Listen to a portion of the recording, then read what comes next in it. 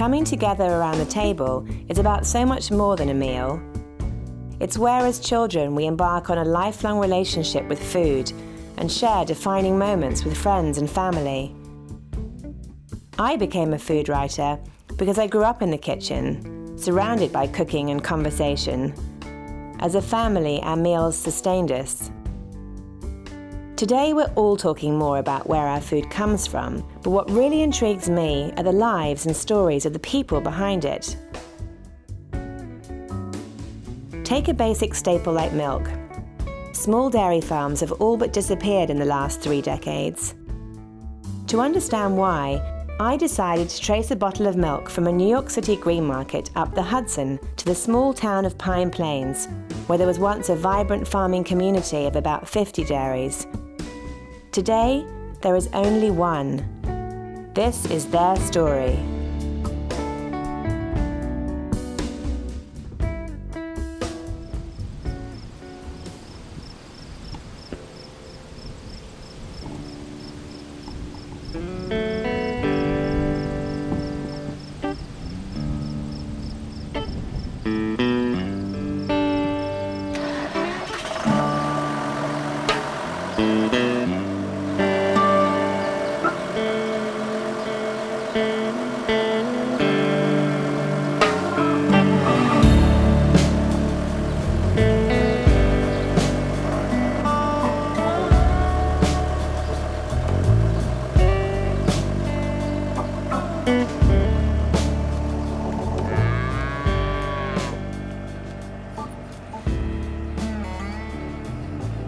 I'm a true believer that you're born a farmer, that, you know, it's in your blood. Once you get it in your blood, you can never get it out of your blood. Kathy, stop.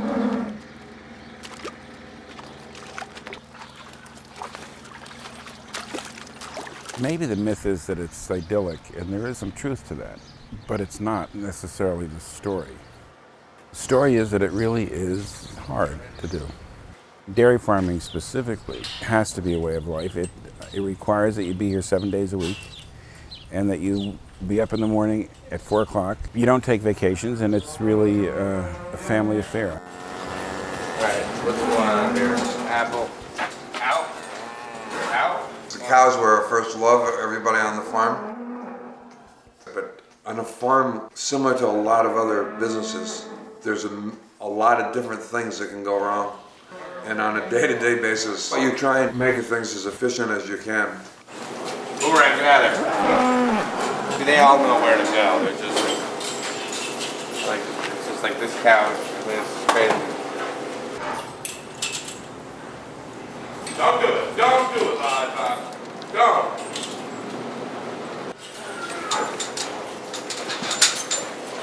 Took Rihanna 4 shots, but a bunch of other people's food, but she found the right stall. Come on, Apple. You gotta get out. Don't yell!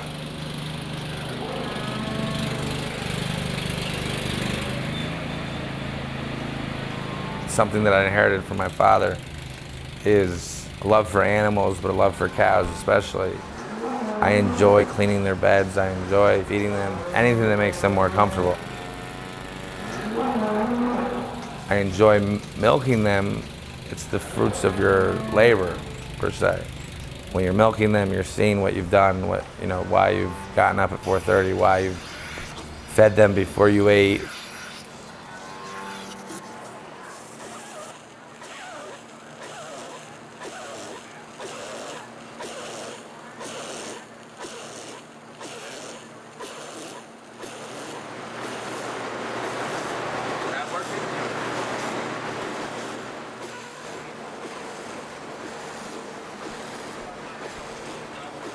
At Runnybrook, about 70 Holstein cows are milked at 4:30 every morning and 4:30 every afternoon, producing roughly 530 gallons of milk each day.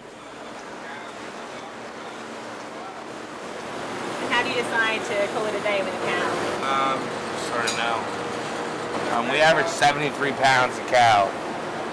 So I put it there and then it sucks it in? Yeah.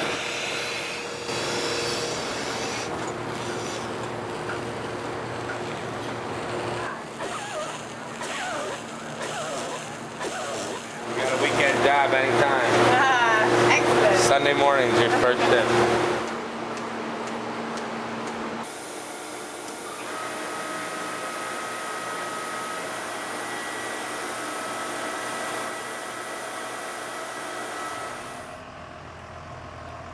When you're milking cows, you think of it as one of the easier parts of your day. But the getting up and down, up and down, up and down, it breaks your body down. You just sort of keep going and going and going because that's what you do. It broke, but the cart just broke. So we're feeding them by hand. It's like your day running.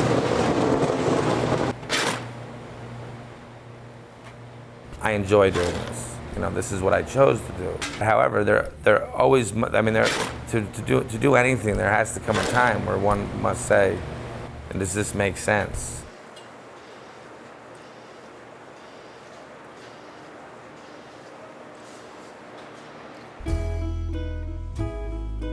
Cooperatively, we own close to 1,000 acres, and the land values have been anywhere from $10,000 to $30,000 an acre. We've all been tempted to sell some of the land to be able to travel or to do things that we'd like to do, but when it comes right down to doing it, it's very difficult because you think of your parents and how hard they struggled to get the land. Ronnybrook Farms came about at the birth of my father. My grandparents had been farming for, I think, just a few months when my father was born, and they decided to name the farm Ronnybrook after their firstborn. My dad's parents had immigrated from Russia and the Baltic states and ended up in the country through a relocation program for Jewish immigrants. Right after they got married, my father bought his first farm, which is about 10 miles from here. So they really started farming together. The real key is butter. Always try that, do you think? Dad, why don't you grab some of your matzah? Where's my matzah? Different? Oh, sorry. Farming is very difficult. For the length of time we've been doing it, we don't make a lot of money. We definitely couldn't be farming if we weren't selling the milk retail. And I don't know how farmers do survive and sell at wholesale. You gotta love doing it, really. I mean, it's your life. Yeah.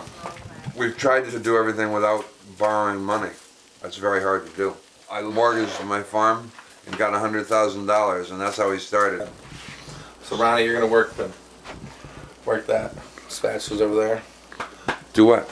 Just moving around the butter. This is the first time we've had our bacon. It's from our pigs. Yep, the sausage and the bacon. Looks good, doesn't it? It's amazing. Have you ever been tempted by all the offers for your land? Daniel has. It's not the idea that I'd want to sell it. It's just that at times you get thinking. Ronnie would rather die happy with his land. I mean, he would never want to sell it. And the older I get, the more I understand that. For one thing, everybody has to agree to it, which is the biggest problem, because it's not owned by one of us, it's owned by everybody. All the brothers and sisters. You gotta set the table, Dad. Set the table. The bacon looks good. That bacon looks good. Look good? Alrighty, shaking and baking. We're ready. Making sense of the milk industry is tricky indeed, and it's even harder to make a profit. Small dairies have been crippled by government regulations that set the price of milk, an archaic practice that dates back to the Great Depression. The sad reality now is that the industry is dominated by giant corporations, making it nearly impossible for a family dairy to survive. The whole area at this part of the valley has really changed from being a very farmstead environment where you would see a lot of dairy farms and farms to not as many.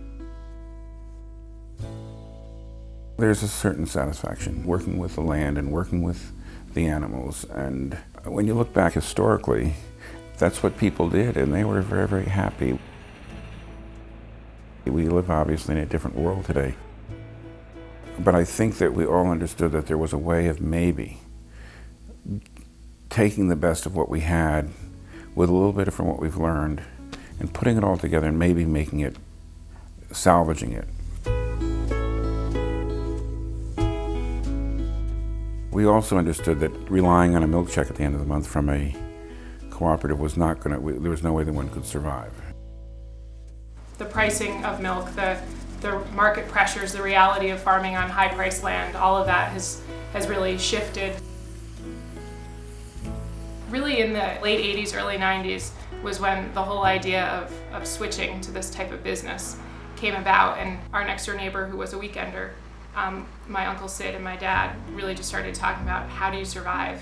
Someone had driven by a neighbor who suggested that maybe we ought to put milk back in glass bottles. I mean, it seemed so obvious that that does really make a lot of sense. There's a lot of work involved in doing this because essentially they still have to produce the milk, and then they have to manufacture it, and then they have to distribute it, and they have to retail it. So I often tell other farmers who ask about it that they've taken what was already a full-time job and added several other full-time jobs to it.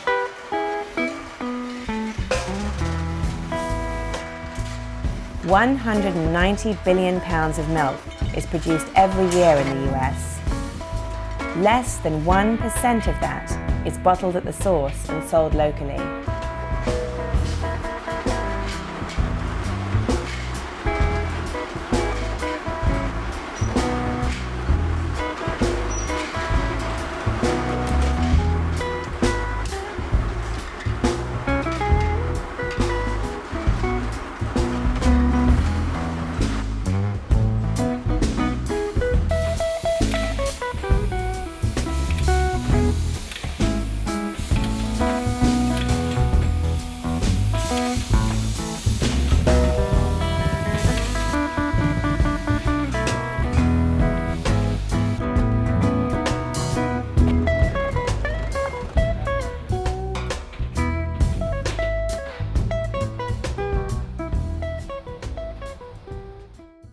When I was a very small baby, I always liked cows, and my parents put a fence around the property so I couldn't get out, and I dug under the fence, and I'd go down to the barn. I'd have to cross a main road. That's one of the reasons they didn't like it. Then they, which would consider cruelty to kids these days, but they put a strap on me, and I'd shoot through the strap, went through the fence, and went down to see the cows. There's Rwanda, who's one of my favorite cows, but she's very unfriendly. But her mother, Rosanna, her grandmother was, her great-grandmother was very friendly. She's just a beautiful looking animal. This is Karina, who's probably my favorite cow. That's Pixie. That's Pansy. This is Liza, who's a very good old cow family we have. This is Claudia, this is Maj, this is Kahlua, named after an enjoyable cocktail. Sundance is one of my more favorite cows. And then that's the oldest cow in the barn. Madison, who I have a bunch of favorite cows. That's probably my favorite cow, actually. This is Peaches, Tigger, Frick, her sister Frack, Laurel, who just had twin heifers, Bluebell, Francis, little Sally, Sassy, Murphy, Loretta, Bella, Daisy, little Kim, Bianca, Rihanna, named after the singer. These are first calf heifers, which means they've had one baby, like my wife and I. This is No Name. And the reason she's No Name is we couldn't figure out in our records who her mother was. She turned out to be a real good one, too. And she turned out to be a good one. Oh my gosh. Look at my dog. That's great, Oliver.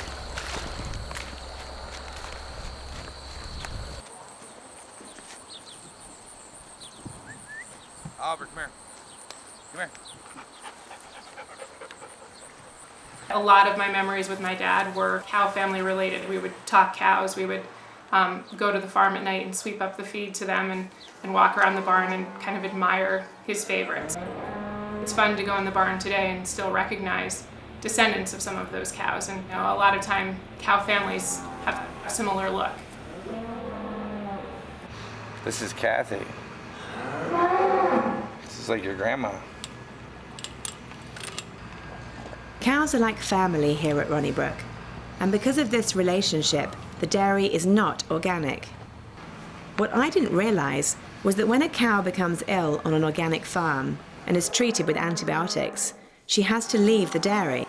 But at Ronnybrook, As with other conventional dairies, once her milk tests free of the medication, and the rules are very strict, she's back in business.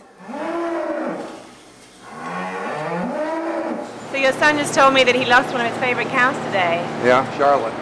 Yeah, he said he's pretty upset. And she died in the creek. He was thinking he might put her to sleep, and then she just died. The vet came, and he treated her, and he didn't think he thought she'd come out of it. Right. And she got worse. She was a beautiful big cow. The good and the bad of growing up around animals is that, unfortunately, like all life, they die. I still remember one of my cows at the barn had become ill and was dying, and my cousins went with me to feed her, and the three of us just stood there kind of crying, thinking, wow, what are we going to do when a family member dies? Because this was really one of our first brushes with losing, an animal that we cared about and that we had known for many years. Oh my gosh, look. Oh my goodness. She's going to have it soon. She is breathing pretty heavily.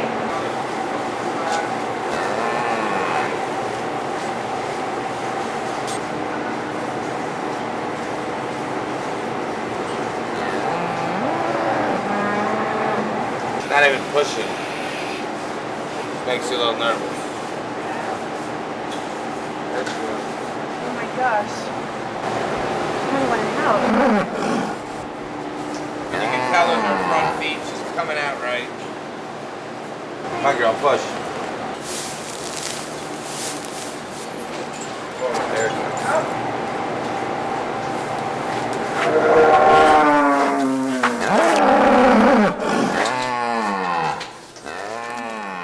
Antonio! I need your help.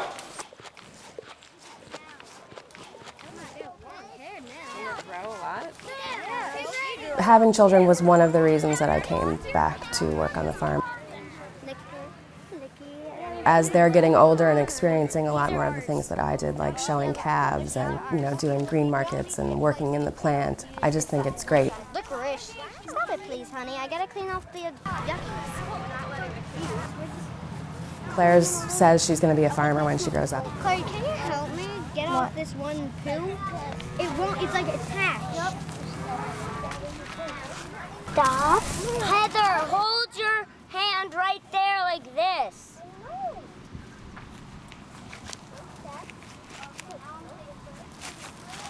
It's sad. I mentioned to people that the biggest change you see, well, firstly, you don't have your farmer friends to see every day, but it was also nice at that time to have a phone call, someone call you up and tell you that the cows are out, and you could always blame your neighbor, that they're Barry's cows or Billy's cows or Winans' cows. Today, you're the only guy left, so when the cows get out, which they do, they always have to be yours. You're very much alone in this endeavor now.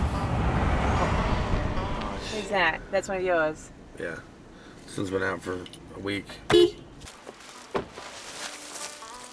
Don't do that, girl.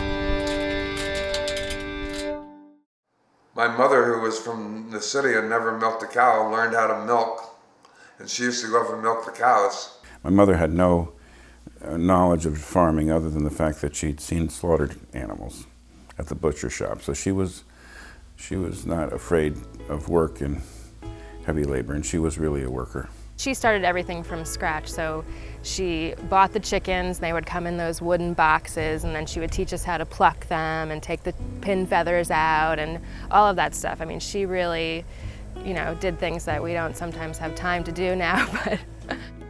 And then we would sit around and watch her and my great aunts argue about whose thing was better and who made it this way. And so we kind of, you know, remember things that she had said during the time.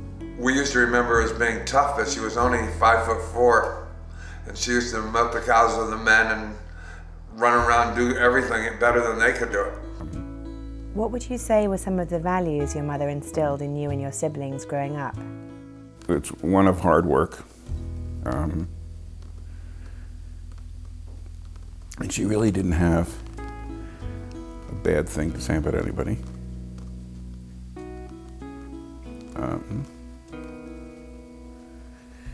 And I think maybe most of all, stick-to-itiveness. You start something, you finish it.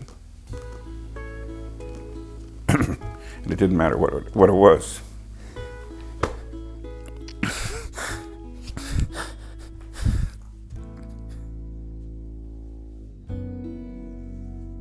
When my grandmother was alive, food was where it was at. I mean, the food was good. We always had dinner together. As a kid, nearly every childhood memory involving my cousins took place either in the barn or in Nana and Papa's house, eating. Nana was always known as a really excellent cook.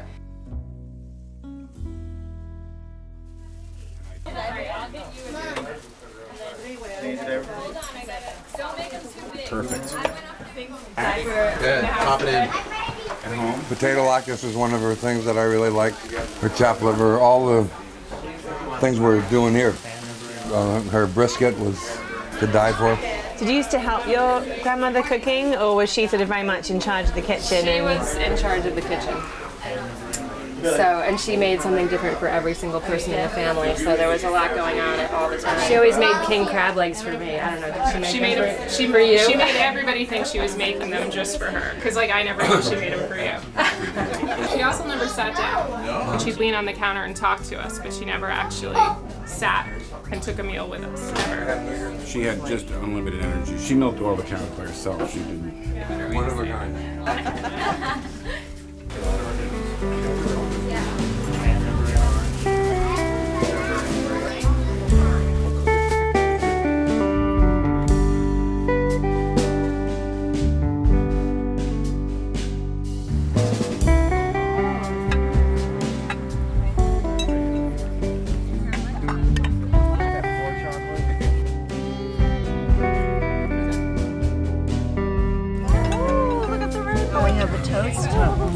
Cheers. To family. To family and all. Right. And a great dinner. Cheers. Rick's better than I am. I still remember when you zippered me up.